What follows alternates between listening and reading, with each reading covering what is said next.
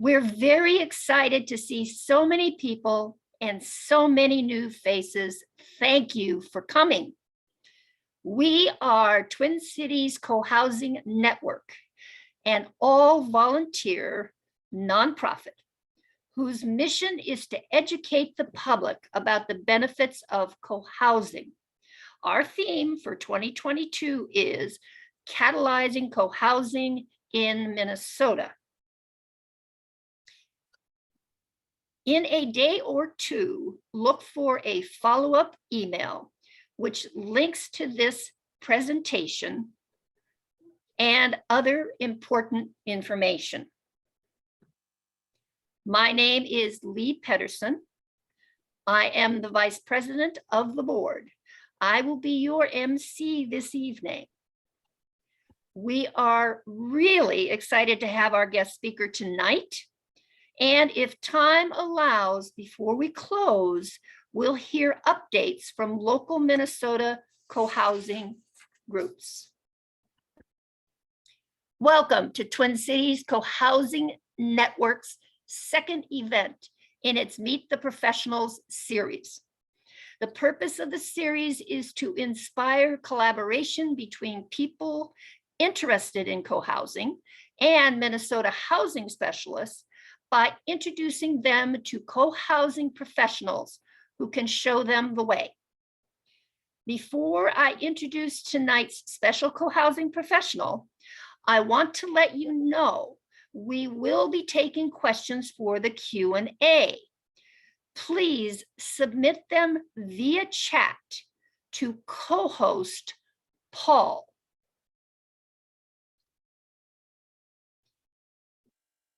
And Paul is waving at you.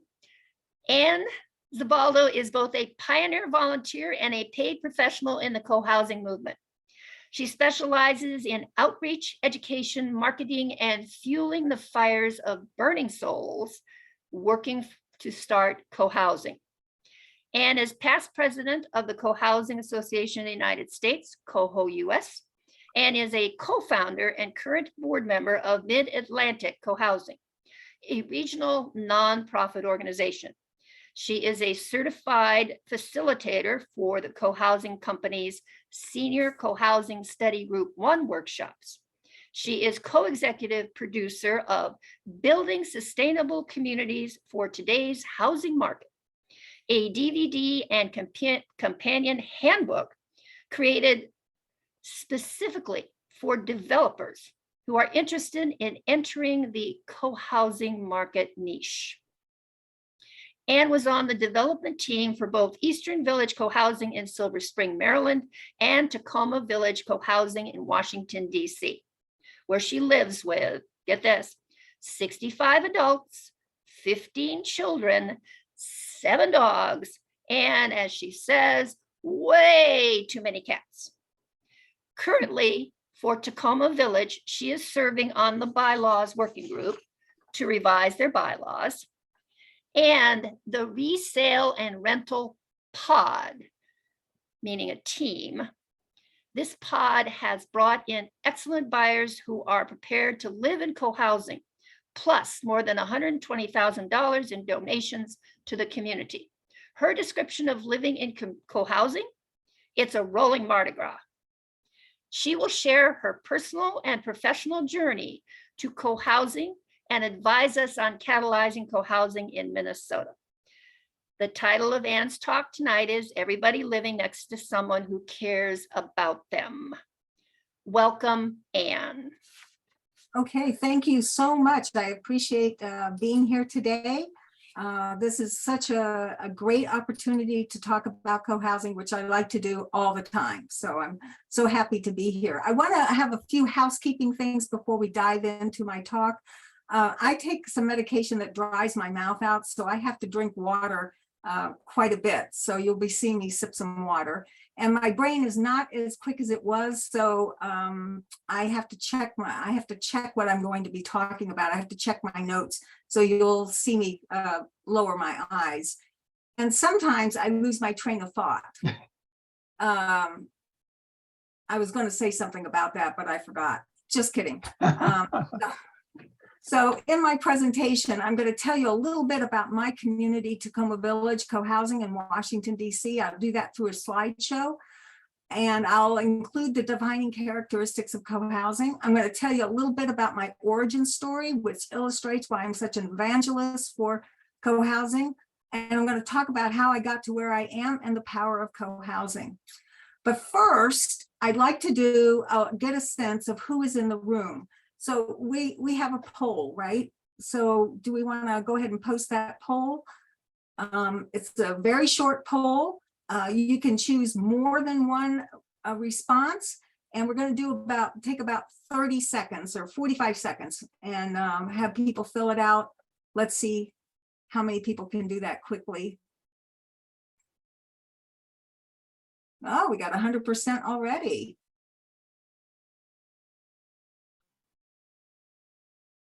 Oh my. Okay. So are we done? 27 to 27. Still choosing. Okay, so what I'm seeing is we have 7, 8, so we have 15 people currently who are new to the subject of co-housing or just starting to dip their toes into it. And we have some people, 3 people who are interested in forming a co-housing group.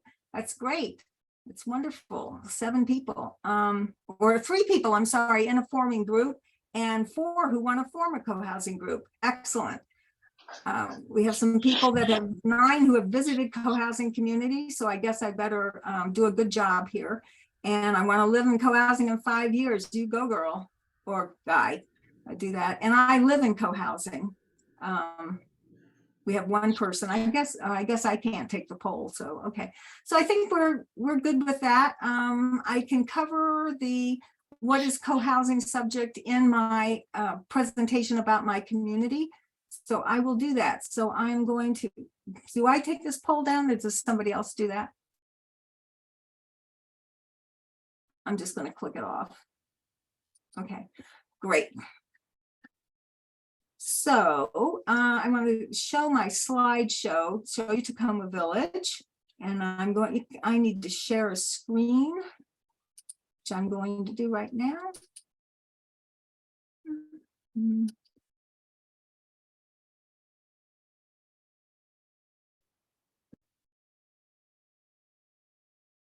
My notes back there.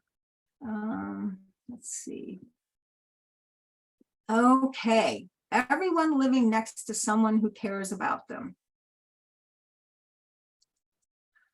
This is my community, Tacoma Village Co-Housing. We're in Northwest Washington, DC. DC Can is you put that in presentation mode? I'm in presentation mode. Okay, sorry. Well, we're seeing your speaker notes. Oh, really? Yeah. Is that okay now? Is it okay? No, sharing is off now. Okay. Okay, good. So this is my community, Tacoma Village Co-Housing. We're in Northwest. We're not seeing anything, Ann, right now. You're not screen sharing. Okay, hold on. All right, hold on just a tiny minute. Let me go back and do this over again. Share screen.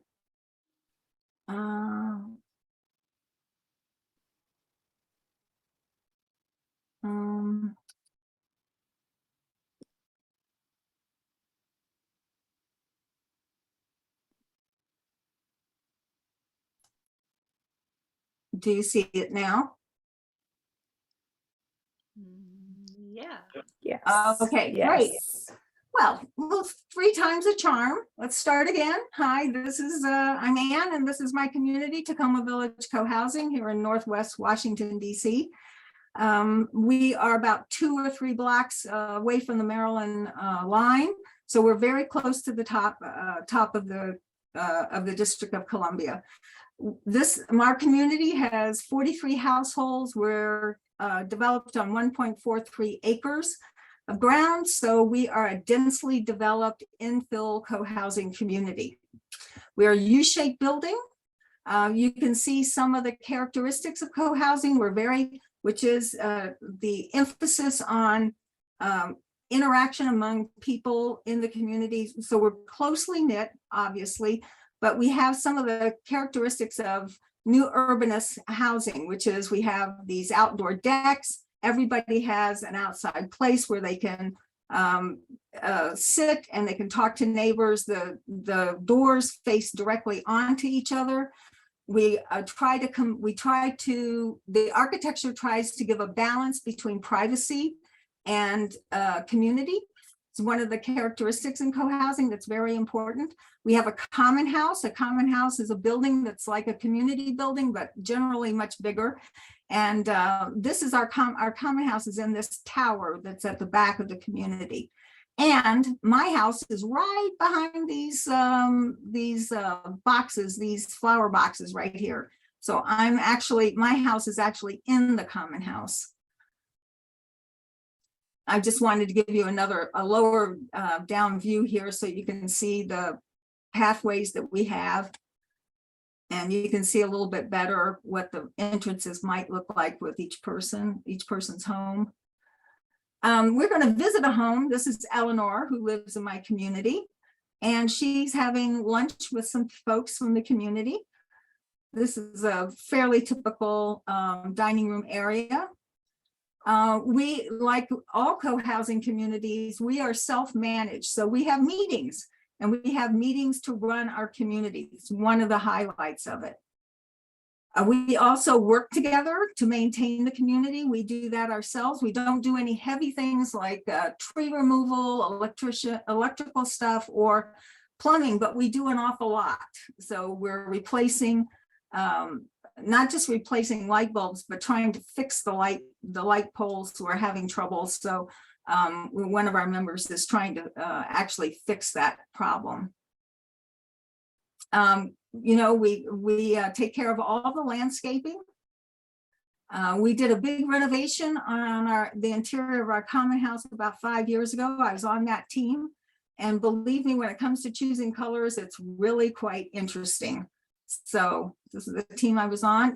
This is we got a grant from Casey Trees to plant more trees on our property, and this is one of the stories I just wanted to tell about the power of co-housing, or what co-housing can just do in the world. So this organization grants trees to anybody who wants to plant more trees.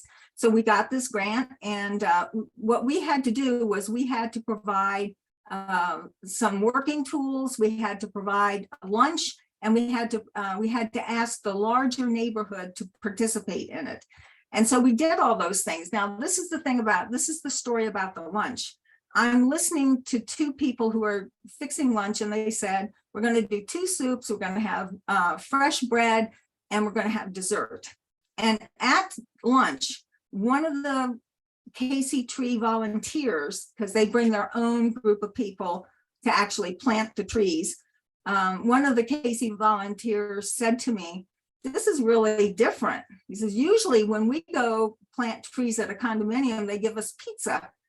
And that to me is a singular difference about co-housing. We can do so much more. The only thing a standard condominium could do was to order pizza. That's what they could do. But we, because of the nature of our collaboration, and because we live together, and because our common house has a kitchen and guest rooms and a workshop and things like that, because we are able to provide a different experience for these folks. And it felt good. So this is just a shot of one of my neighbors giving a haircut to one of the kids. You'll find sharing of skills and personal items. Not personal, excuse me, just a second. So I'm having a little brain clot here. You'll find that people share the skills that they have and even the things that they own. We are egalitarian. Everyone contributes in the community. And we really believe in child labor. So this is one of our kids on a work day. We have a lot of fun. You'll see this in every co-housing community has fun things that they do. We're really big into Halloween, hugely big into Halloween. Birthday celebrations all the time. We watch sports together or anything on TV. We have during the summer, one of our neighbors provides a thing that he calls Viernes Social, so Friday socials. And people just sit in front of his house down on the green and they just talk. People just talk and way after midnight. And this group of hardy people, it was actually raining, but they weren't going to miss a Friday night social. So they're just sitting out in the rain. And one thing I just like to point out all the time is that this little baby doesn't belong, this is not the mother of this little baby. In fact, the mother's not even actually in this picture. So it shows the social nature of co-housing, that you can trust people even with your babies. Also in co-housing, we share the grief and the sadness when we have someone pass.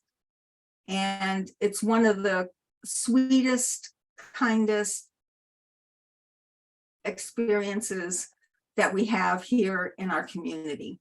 We often leave up, you can see the pictures up here. We often leave up all the photos and the stuff that's on the counter here for a few days so that people can write if they want to write or contribute to anything. But it is, you know, we look at all aspects of a person's life, not just when they're hale and hearty, but even when they are passing from us in this world. We eat a lot. We have a wonderful kitchen in our community and we cook a lot. So I'm just going to run through a few things here. We do these big dinners at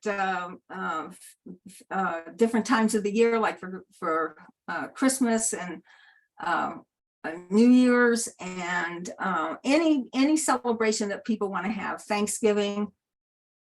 We eat outside. We eat for our celebrations. This is one of our big anniversary dinners. We have like clubs, and this one is a 60s club. We have a Pi Day every year. Pi Day is March 14th, 3.14 Pi Day. This is a big deal now here. And this is who we are. This is Tacoma Village Co-Housing. It's not the bricks and the mortar. It's the people who live there. Who live here, who live here. I also want to just show you a little bit about Eastern Village was the second community that I was on the development team for. And this is a very early picture. Right now, all of this is, all the landscaping has filled all this in now. But you can see that oops, I didn't mean to do that. You can see that they have a pathway here from the front that goes back. Their common house is right back here. Just wanted to show you a few things. This is one of the exterior walkways in the community. And their living room. And again, Eastern Village is about people. This is one of their celebrations for one of their anniversaries. So if you want more information about Mid Atlantic Cohousing or co-housing in general, or about Tacoma Village, these are our websites. Please feel free to look at them and you'll see contact information for every one of the websites. Please contact me anytime. I think that this might be it. Yeah, it is it. Okay, so let me stop sharing the screen. And let me just go to my notes. Okay. So, excuse me just a second.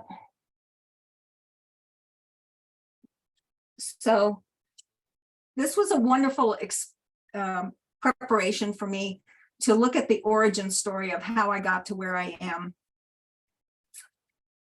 and what shaped my journey. And this is just one piece of it. This is one piece of everyone living next to someone who cares about them.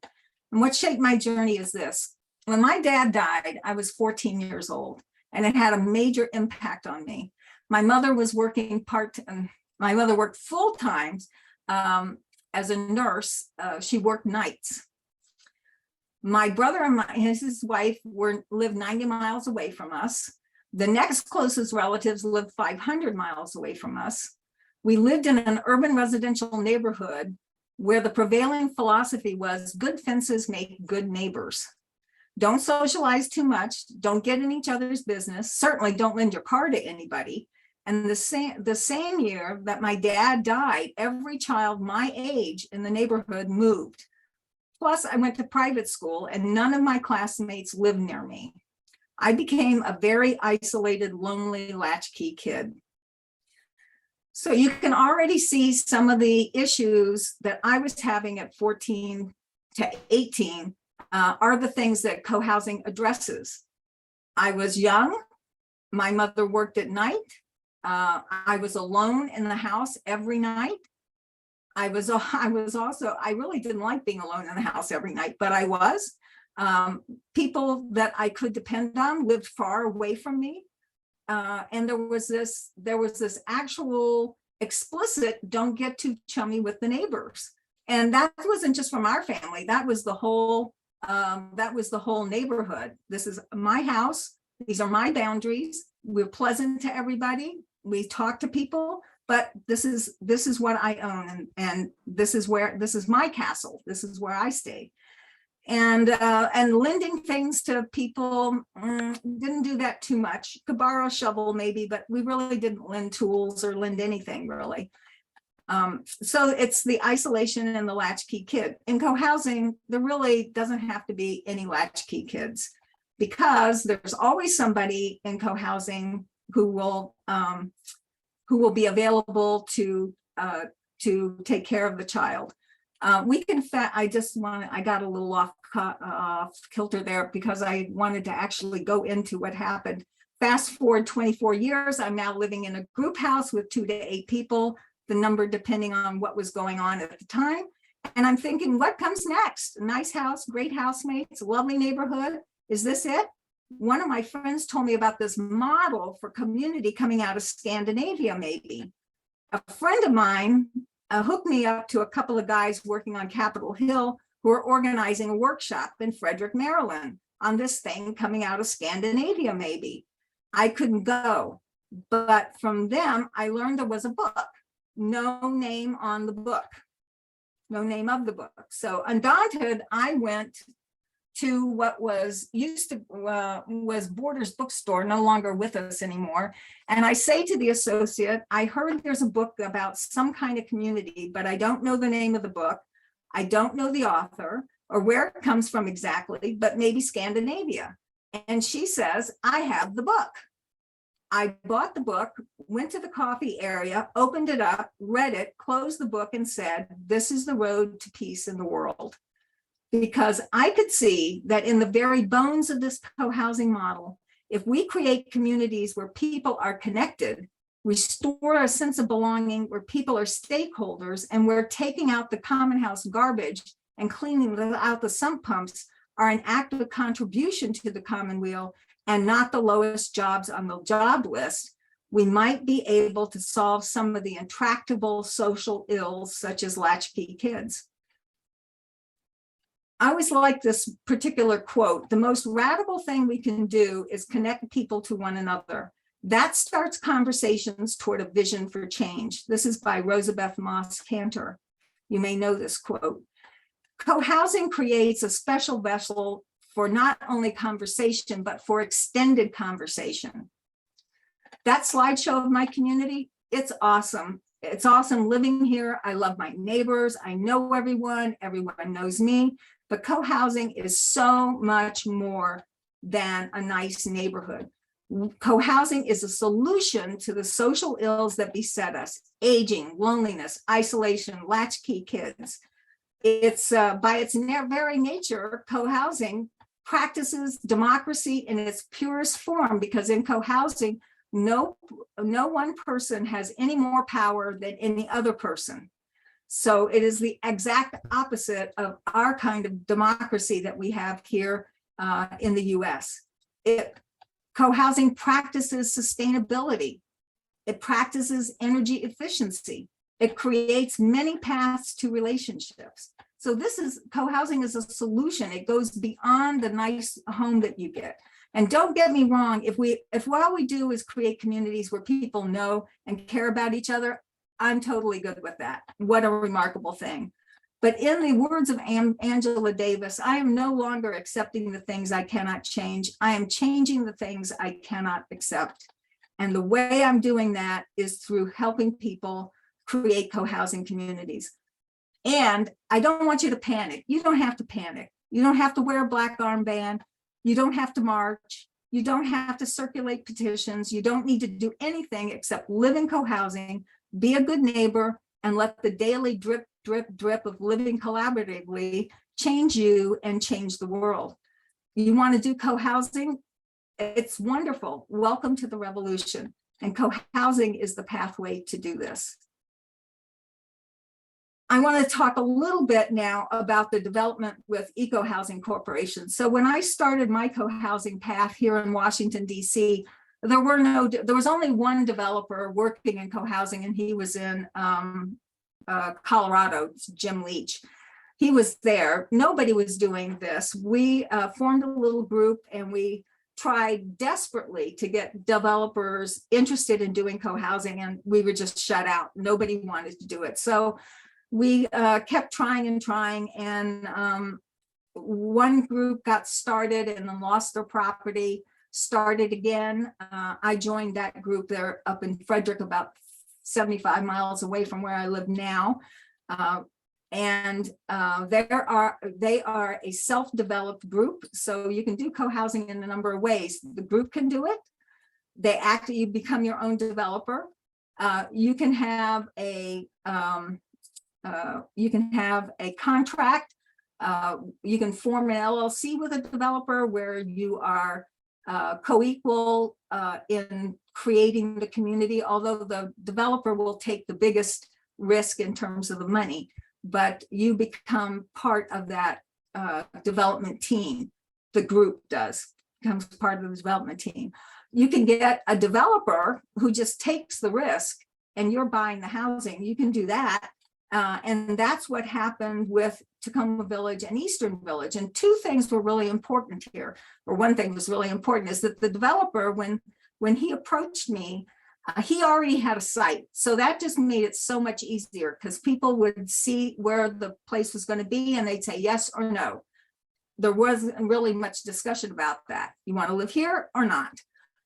So that was a very key factor. But the other key factor is that he acted like a standard developer. He was an affordable housing developer, and he acted like a standard developer. He took all the financial risk. We had very little money invested in this. And he created a co-housing community that was 75% affordable at the time that we moved in. And that was important to us because this was the year we moved in was 2000. Just prior to that, I think we were in a recession, or that was the dot-com bust, I think. And the interest rates were really high. They were at 7% at that time. So he was able to float a bond and get the city to buy down the interest rates on the loans, which was seriously important for us. And that's the part of the reason that I suggest that people always try to work with a developer, because the developer brings money, expertise, and experience to the process. And it's essential. We don't have the skills. We're amateurs. I was an amateur. We don't have the skills to pull this off. A lot of communities did this because they didn't have a developer. There was no one to do it, but it takes a long time. It's very expensive. A lot of communities lose a lot of money, end up in debt. There are all different things that happen when you're not a professional here. Plus, people have to spend their time. We don't get a preferential treatment because we're doing co-housing, we have to stand in the same lines that everybody else stands in. So do you have the time to take from your job to go stand in a line to get a permit? No, a developer handles all that. He has a staff, he or she has a staff that takes care of all of that. So let me just get a drink of water here. So how Tacoma Village came about was that I had been working in co-housing for about 10 years. And I had met this developer, Don Tucker, in Eco Housing Corporation, multiple times during that 10 years. And he called me and he said, I have a piece of property that I think I could develop at co-housing. I don't know anything about co-housing, so I'll do the development and you do the co-housing part. So that was my first fully paid job in co-housing. And we were very fortunate to have him. Our entry into becoming a member here at Tacoma Village was $500. That's it.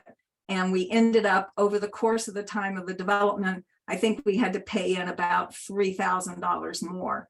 But that was all. A lot of communities, even with the developer, when they're creating an LLC where the developer and the community work together to create the community, the members raise up to 35% of the pre-construction cost of the community. And that can be incredibly expensive. So one community in California, the members had to raise $8 million on their own. That is an incredible barrier to getting co-housing made, getting co-housing built. So I always think that going with the developer is probably a better idea than trying to do it on your own or trying to do it as a partner.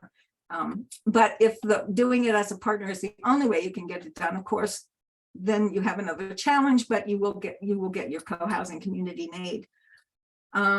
Let's see. So I worked with Don on Tacoma Village, and then we turned around and did another community at Eastern Village Co-Housing that I showed you at the very end. But the great thing that happened out of this co-housing, building co-housing, and this relationship with Don is, as I told you, he's an affordable housing developer, and he's got about 35,000 units. No, 3,005, I can't remember, a huge number of units in and around the DC area. And he does affordable housing rentals.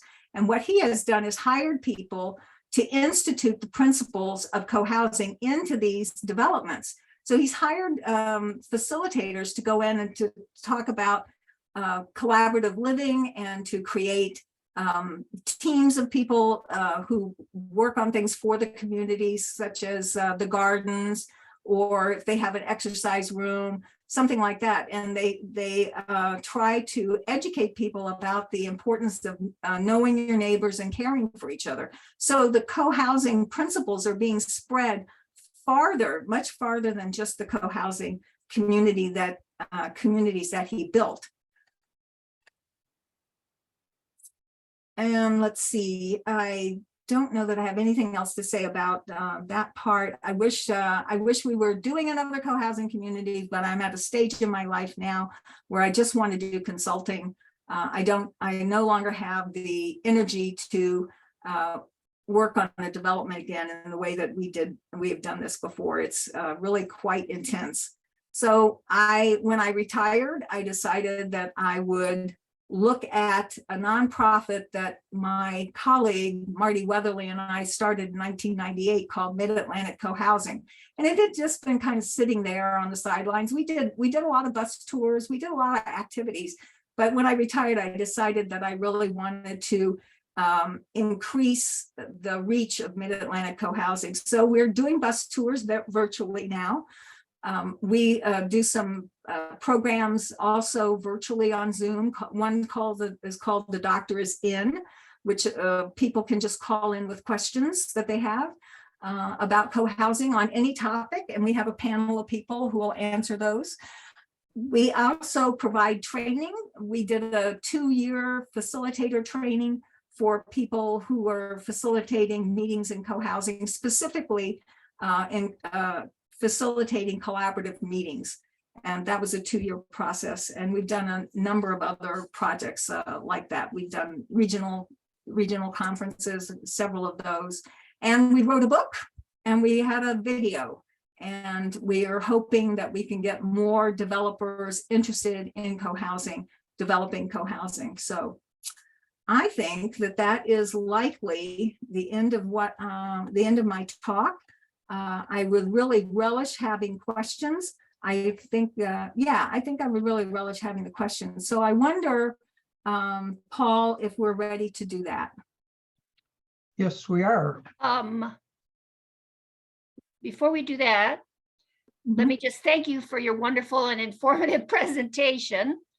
And Paul, you've been monitoring, so go ahead and ask those questions. Well, yes, thank you, Ann. That was just really informative and inspiring. One very simple question: what is a latchkey kid? Well, a latchkey kid is a kid that comes home and nobody's there. And so he's got a key. You've got a key. I had a key and I opened the latch and walked inside. So, you know, imagine coming home from school when you're 14, 15, 16, 17, 18 years old, and absolutely nobody is there. Thank you. So, and you talked about, you did the co-housing part and Eco Village Corporation did the development part. Can you elaborate a little bit more on what you actually did and how you what did you actually do in that role? Okay, so my charge was, I was to make sure that all the units were sold.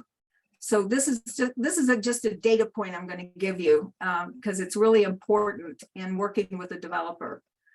A developer's profit or money is returned on the last 3 to 5 units that the developer sells. So a developer can have a 100-unit community or building, sell 95% of the units and still go bankrupt because everybody gets paid before the developer takes any money. So it's really important when you're doing development work that you have a good idea that you're going to be able to complete this. And so my charge was to make sure that we got all of the units sold, but it was also to work with the group to create a group and to provide the training and to provide the guidance on the various tasks that we would need, basically to prepare people to take on the responsibility of running a 43-unit co-housing condominium, because it's a business when you're doing this together. This Tacoma Village Co-Housing is a business. We have a $15.5 million project here that we take care of on a daily basis. So my job was to help people talk about, decision-making was one, how to form teams would be another, how to resolve conflict, communication skills, decision-making skills. We use consensus here. A lot of communities are going towards sociocracy. We're still using consensus here. I guess we have a good process here. So my job was to make sure everybody got up to speed on the skills that they would need to live together in co-housing and also run the community. Very good. Thank you, Ann. We may have some more follow-up to that, but here's one question that maybe I think relates to sort of the physical layout. Can co-housing communities have separate houses within them? Yeah, absolutely. The co-housing can be done as single-family detached, duplexes. Like us, we're an all-attached building. We're one building. We're U-shaped. It's all one building. Everything's attached. It has a legal structure. You know, we're just really a condominium. That's it. We are transparent legally and financially. We just have regular loans, and legally we just use condominium law. Although we do make exceptions, and that's one of the things we're doing now is revising the bylaws here. And we're trying to, since it's been 22 years, we can make changes to the bylaws. And one of the things we're trying to do is make it more co-housing friendly. for us. Because we know not everything in condo law really fits with us very well. So it's one of the things we're doing. You took a very active role in the quote unquote, the co-housing part. I understand there's a range in terms of how co-housing communities get started. Do you want to talk a little bit about where a co-housing community is initiated by a core group? Sure. So most often co-housing is initiated by a core group. People get together, they hear about this, they want to do it. I think that Becca is one of the initiators for a community in Minneapolis. She's a burning soul for that. And so somebody says, I really want to do this. And so a group gets together and they try to find property, they try to find a place, they try to educate themselves. It can be a long process. I will tell you that I've done it both ways. I have done member-driven communities and developer-driven communities. The one member community that I was involved in is 18 years old now, or maybe, it's more than that. And it's still only 1/3 finished or 2/3 finished. So they still haven't completed the community after all this time because they really, there were some very serious errors made at the very beginning. And those errors just continued as the development got older. There's just poor decisions and they've had to deal with those for the last 18 or 20 years. It's very sad. And so that's one thing. There are other communities that are member driven and they do very well. That often takes a long time, 3 to 5, 8 years. I will tell you that ours was 29 months for Tacoma Village and 29 months for Eastern Village, because the developer is not going to waste time. That's one of the benefits of a developer, because the developer keeps pushing the timeline. Because there's a great deal of money at stake, but that's one of the things that, because co-housers, we can sit around and talk a lot for a long time, and the developer will just keep moving forward on the timeline. So thank you, Ann. Here's a question that deals with being together in community. Can you talk about conflict resolution and holding people accountable when rules or guidelines aren't followed? Is that a problem? And if so, how do you deal with it? Tough. So one of the things that I think that co-housing has not experimented enough with is we put energy into decision-making. We put energy into conflict resolution. We put a lot of energy into legal and financial skills. But one of the things we don't do is create a model for ourselves for behaviors. Like, how am I supposed, what expectations do we have of the members who are going to be in this community? And we just don't, we don't do that. We don't, for instance, about the 4 agreements: always speak your truth, be honest. And we don't do those. We don't actually take that on. We think that consensus is just going to be enough. And so we do get some difficulties in the community. One of the ones that I wish that we had adopted, a guideline we had adopted, is if you have a problem with somebody, that you go to that person first and you try to work it out with that person. And if you can't do that, you try to get a neutral party to help work through it, rather than going to all the neighbors to talk about your problem that you're having with said neighbor. And I think we have, over the last 20-something years, we've gotten closer to the ideal of actually taking up conflict that we're having with the person themselves. So I forgot what was the rest of that question. I guess how you overcome when people aren't accountable for their behavior or lack of following It's a tough situation. Some people are very good at being able to go to a person and say, you know, you said that you were going to come to work day and I had this this task laid out for you and you didn't show up. And other people are not good at doing that. And I don't think that I have a solution for that, except for what I told you, that if you can get people to agree on a set of behaviors, when you take something out of the refrigerator, you put it back into the refrigerator. If you use a plate, you don't put it in the sink, you put it in the dishwasher.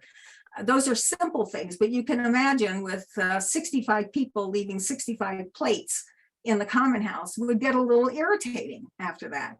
You know, if you have a big craft session in the common house, be sure you clean up the common house afterwards. We're actually pretty good about a lot of those things, but sometimes we do end up in a little conflict about them. Mhm, mhm. And some expectations. I think unexpressed expectations are a killer within any not just co-housing, just with any group. Mhm. Any group. So, Mhm. Number of questions related to developers and your developer, who sounds like an absolute gem.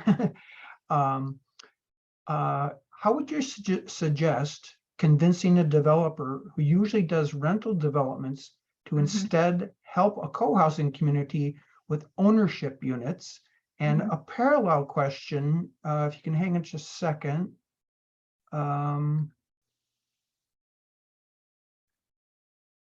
Are there affordability restrictions for co-housing developments, since when it was being developed by an affordable housing developer?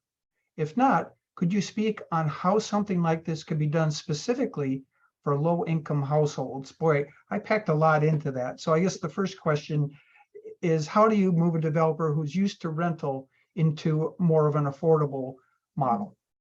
well, it's yeah, I mean, basically, I think you have to look for mid-level developers, so not the Pratt Jones of the world, you know, or the Cars, or these are massive developers who put up 250 units at a time, and you know, they got 15 or 20 or 30 projects going on. You need to look for a mid-level developer like Don Tucker, who is doing affordable housing, but you don't have to.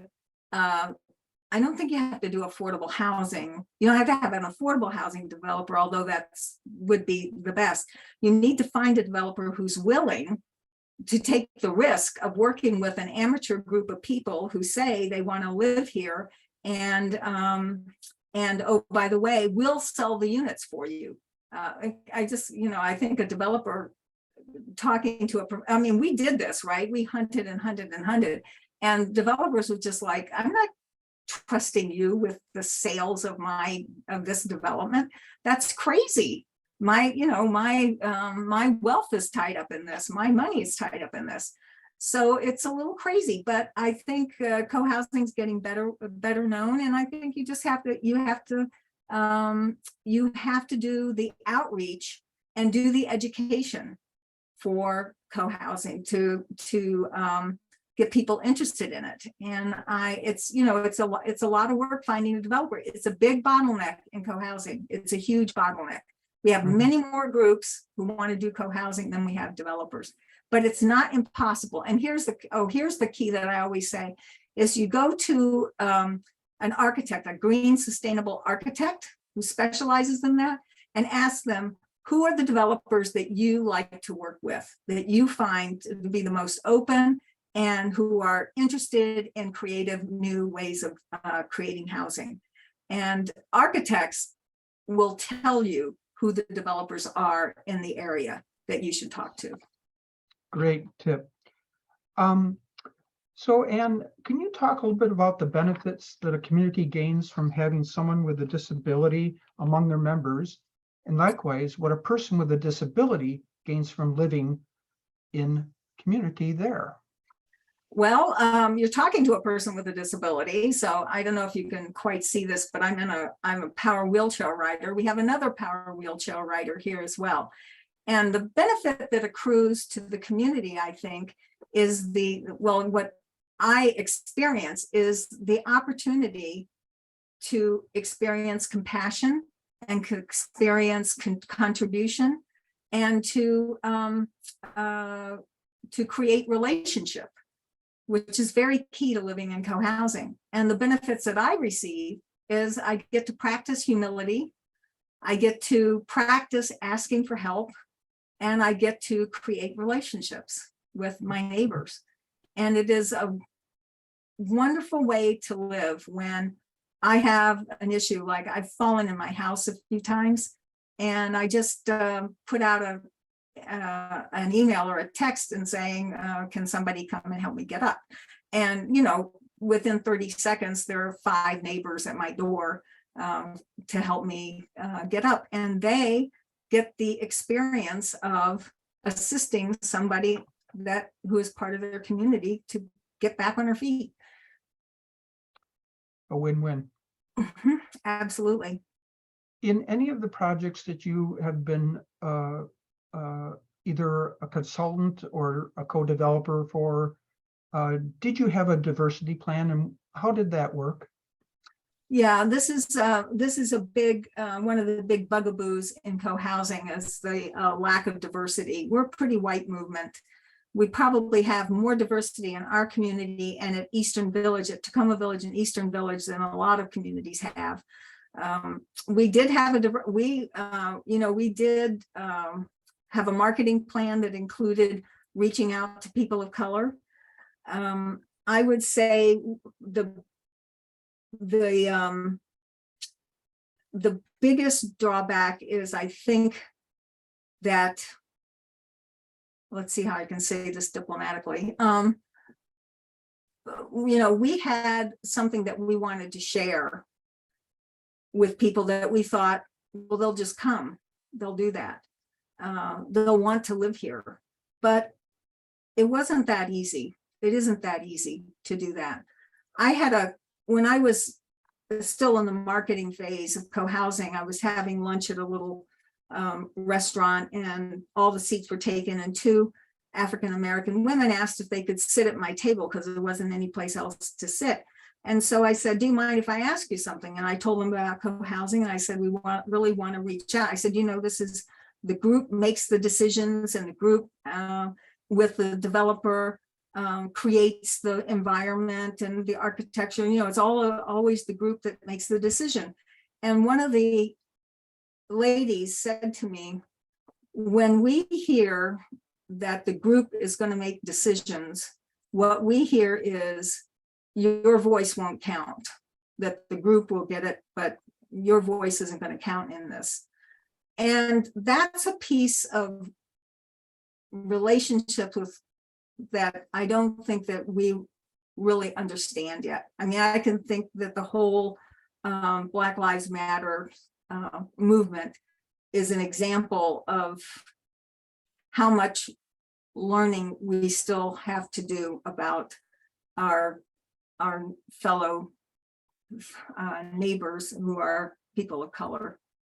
This is really tough. Yeah. Thank you for acknowledging that. I guess a quick yes or no question: were your units at Tacoma market rate or a mix? No, they were a mix. 75% were affordable at the time of purchase, but they only had a 7-year restriction on resales. And so as soon as the 7 years was up, our houses are market rate now. It's a very expensive place to live. The sad thing is now I couldn't live in the house that I bought back then. I couldn't buy the house that I live in now. I wouldn't be able to afford it. And there's many different styles of affordability across co-housing communities too, I know. Okay, 2 questions that I think are somewhat related here. The $64 question: how did you gather her community members and manage ongoing outreach? And here's another question: could you start a community and a building as a small part of the whole and set up to grow organically as the community grows? Yeah, absolutely. So there's a there's a group in Boulder, Colorado, where they just basically took over a rental property. They just one person bought, I don't know, 3 or 4 units, something like that, 7 units. He had it was a wealthy person. He bought the units, and then people just started renting the units in the building. And so I remember him coming to a meeting at a conference and saying, we have a door person, we have a person at the door. We have a swimming pool. We have, listing all these things that apartment buildings might have. And, they have all these basic luxury things, and they don't have to do any work. They don't do any maintenance or cleaning of the common areas. They don't do any of that as well. So they are free to create their relationships around social activities like going to movies and going to plays and going on hiking and doing those kind of things. So that's one example. There's also a model of co-housing called Retrofit Co-Housing, where people buy up houses on a block, and then they tear down the fences and have kind of instant co-housing. And the advantage of that is you don't have to raise a lot of money to buy a site. You don't have to do that. Everybody has their own mortgage and everybody takes care of their own property, but you have this the alleyway and the backyards become part of the community property. Even though you still legally own it, you just agree that your backyard, people can walk in your backyard, but there are no fences. And we find that actually is one of the solutions, I think, to the high price of initiating co-housing, when what you want to do is to put a 35-unit community together on a piece of property, like build from either retrofit or, rehab or build new. You still, the financing for that is just so extreme and so difficult. And yet, if you can afford a mortgage and you start buying up these houses, you pretty much can have instant co-housing. Mm-hmm, mm-hmm. So, Ann, how many were in your core group, and how extensive were its decisions before marketing to grow the group? Oh, we didn't have, so I had worked for a long time to get co-housing started in the district, Maryland and Virginia. And at the time, and we had thousands of meetings, and we tried really hard to get something going. And we were just at this point where we weren't doing very much together. And so Don, the developer, called me and he said, would you get your group together and I'll pitch this thing about co-housing, doing co-housing on this site. And I said, well, we don't really actually have a group right now, but if you give me I think I said $400 in 30 days, I'll bring you a group. And that's what I did. So at our first meeting, we had like 65 people, and we had 60 or 70 people at the second meeting, and 15 people signed up right away. And that was the core 15 where the Burning Souls became the Burning Souls. And we started marketing immediately because he already had the property. So he wanted to push on. We didn't waste any time. Mm-hmm, So. mm-hmm. Well, let's assume you're in a part of the country where nobody knows about co-housing. What are some of the pitfalls and opportunities there? Well, I would say that one of them is making yourself too different from your surroundings. So rather than going in and saying, we're going to do this co-housing community here on this property with 35 clustered houses, when you're in a single family detached area, that's not going to fly. That's the first thing. You're not going anywhere with that. But it also gets the neighbors really, they don't know what's going on, right? So Don taught me, and I think he's not the first to do this in co-housing, is we're just a condo. That's it. All we're doing here is building a condominium. No strange things. People have, we're just a condo. That's it. And is try to keep, match the zoning laws. So you're not trying to really to rezone something is really quite hard. And you get a lot of pushback from the neighbors. So try to find what's called a by right piece of property if you can Yep. to do that. So Mhm, mhm. We're, I think, at the limit of our time, but here's maybe a good question to wrap things up with. How open-minded are people in co-housing communities? For example, could a LGBT couple live together? Is polygamy accepted, such as a throuple? That would be a 3-person couple. So maybe just talk a little bit about Mhm. the culture and how autonomous maybe co-housing communities actually are. So we have many, I know of several of our members who are gay or a lesbian and who have children and who have significant others, and some of them are single parents as well. We did have, well, let me back up. In one of the first iterations of the groups that I was trying to put together early on, we had a couple who was a polyamorous couple. And, you know, it did 25 years ago, that seemed a little strange. And we did have concerns that people would look at the group cross-eyed because there was a polyamorous group household in the group. So we had a lot of discussions about that. Since we never went anywhere with it, we didn't actually have to make a decision or anything about whether or not the household would be in the community. But we did do a lot of discussion about it. By the time I got to Tacoma Village, we had another polyamorous household, and it was like, come on in, please. Have, you know, co-housing changes you. It changed me a lot. I mean, you've heard this before, I'm sure. Co-housing is the longest, most expensive group therapy session you will ever have. And I said, you know, all you have to do is live in co-housing and let the drip, drip, drip of daily life change you and change the world. And that's what happens. You modify each other's behavior. That's what you do. And so in this case, in this instance, I was like, come on down. You know, the water's good. So. And any thoughts about a community having a more social, overt social justice aspect to its vision?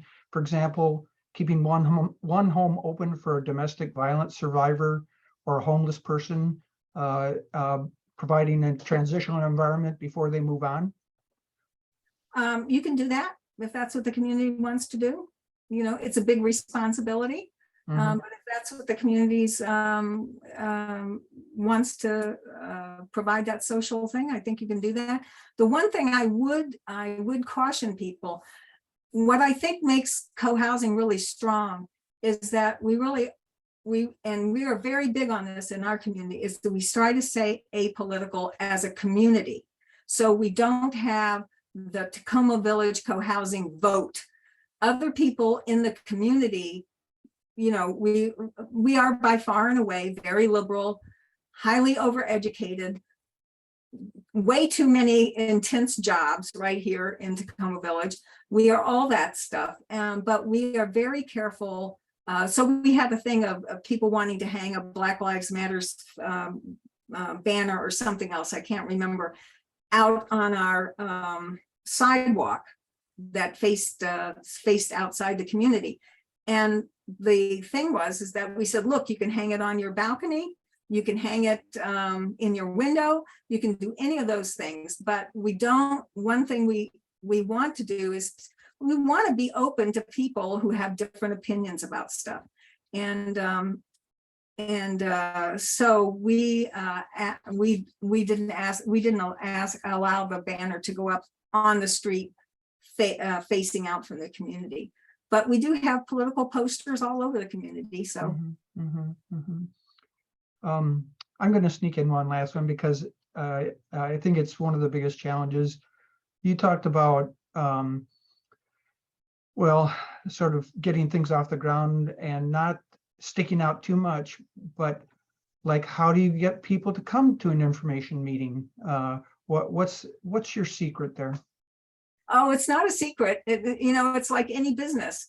The more cold calls you make, the more presentations you make. So at Tacoma Village, I did 2 presentations a week for 29 months. The last couple of days, I was still doing presentations on co-housing.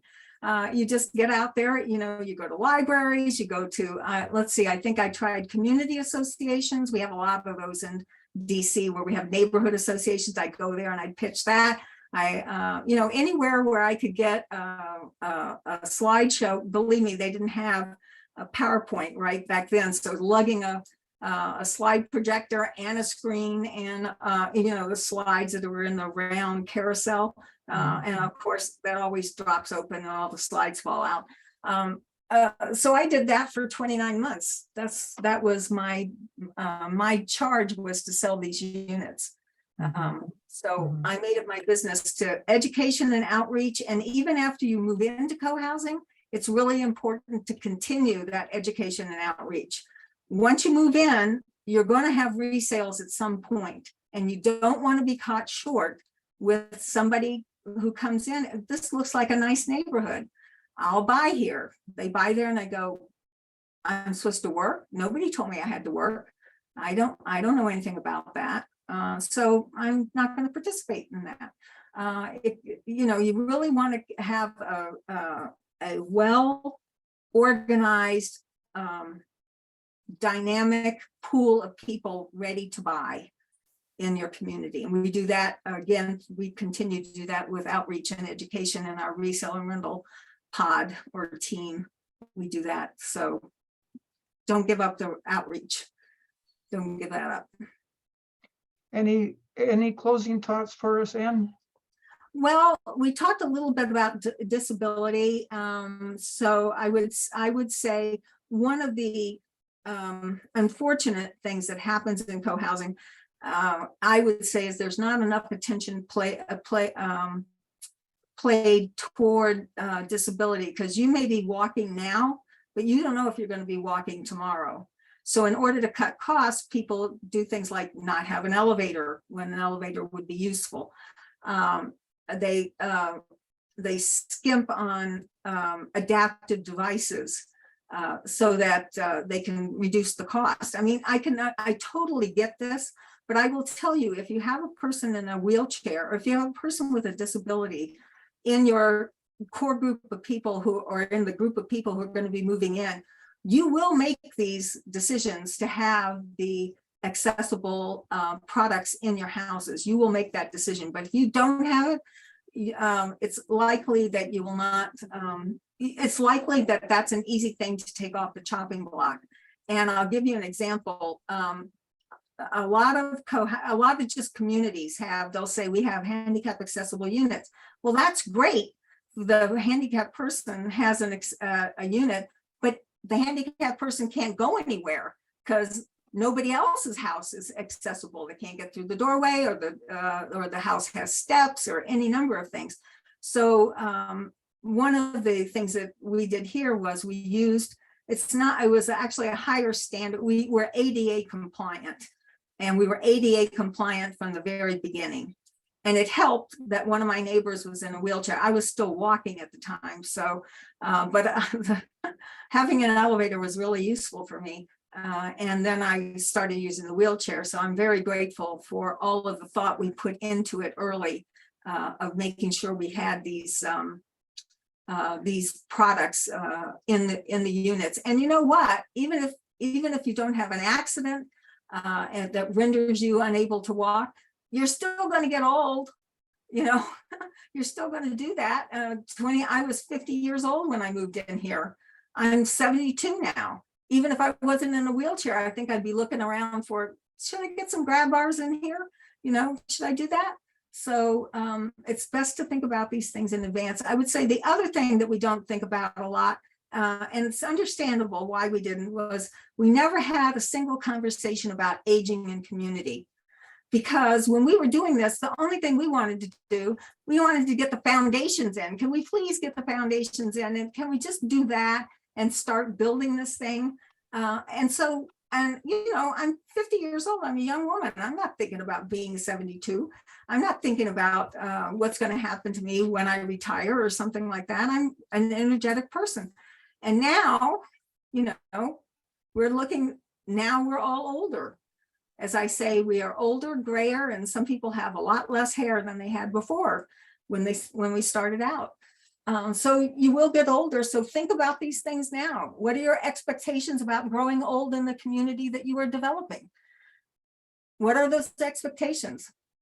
You know, how do you want to live? Where do you want to have your last, what kind of place do you want to live your last years in? And these are tough conversations too. They're not particularly easy.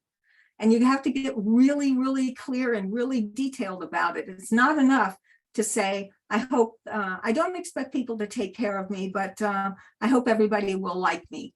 No, that's not enough. What do you say? I don't want people to take care of me. What I say is, I would really like it if people would come and visit me, if they would have dinner with me, if they would watch a movie with me, and be very specific. I don't need anybody. I mean, I will hire a caregiver if I have to. But it's really getting down to the nitty gritty of how much you're willing to do for a person. I'm willing to come and talk to you, do all that kind of stuff, but I am not changing diapers and I'm not doing laundry for you. And it has to be just that bald and that direct. Well, you are a very bold and direct person. Yes, I certainly was there. I really don't want to end on that note. That sounds absolutely terrible. No, and you've just been wonderful in sharing your experience and passion and knowledge, and so grateful for all the great questions. And with that, I'm going to hand it back to Lee. Thanks, Paul, for moderating our Q&A. And this is the end of Ann's presentation. So let's give Ann our thanks and say goodbye with a wave at our cameras or use the hand reactions. It's nice being with you all, and I hope that you are in your co-housing community very soon. And it might be the end of my presentation, but not the end of my relationship with you. So do please, you can contact me through midatlanticcohousing.org. There's an email address there. Please get in touch with me. Certainly can go through the co-housing, the Twin Cities Cohousing Network. They would be delighted to hear from you. So, okay, bye all. Thanks, Ann.